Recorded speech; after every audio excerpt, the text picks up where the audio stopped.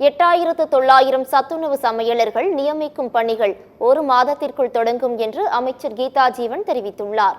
மானிய கோரிக்கை மீதான விவாதத்தின் போது ஒருங்கிணைந்த குழந்தை வளர்ச்சி திட்டத்தின் கீழ் தமிழ்நாடு முழுவதும் பணியாற்றக்கூடிய அங்கன்வாடி பணியாளர்கள், உதவியாளர்களுக்கு ஊதிய உயர்வு, பணி நிரந்தரம் செய்யப்படுமா என்று பாமக சட்டமன்ற உறுப்பினர் ஜி.கே. மணி கேள்வி எழுப்பினார்.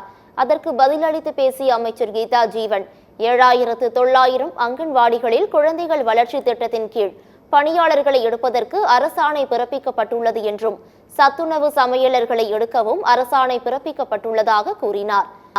1 மாதத்திற்குள்ளாக புதிய பணியாளர்கள் நியமிக்கப்படுவார்கள் என்றும் அமைச்சர் கீதா ஜீவன் பதிலளித்தார். அன்பு பேரவைத் தலைவர் அவர்களே, 7900 அங்கன்வாடி அந்த குழந்தைகள் வளர்ச்சி திட்டத்தில் புதிய பணியாளர்கள் எடுப்பதற்கு அரசாணை பிறப்பிக்கப்பட்டுள்ளது. அதுபோல 8997 சத்துணவு துறையில் உள்ள சத்துணவு சமையலர்கள் எடுப்பதற்கும் அரசாணை பிறப்பிக்கப்பட்டுள்ளது. ஆகவே இன்னும் இந்த 1 மாதங்களுக்குள்ளாக அந்த பணிகள், புதிய பணியாளர்கள் நியமிக்கப்படுவார்கள். அதுபோல நீங்கள் கூறப்படுவது போல அவருடைய கோரிக்கையில் அரசு அவரிடம் அந்த சங்கத்தினிடம் பேசிதான் தொடர்ச்சியாக பேசி வருகிறது. பதவி உயர்வுகள் வழங்கப்பட்டு வருகிறது.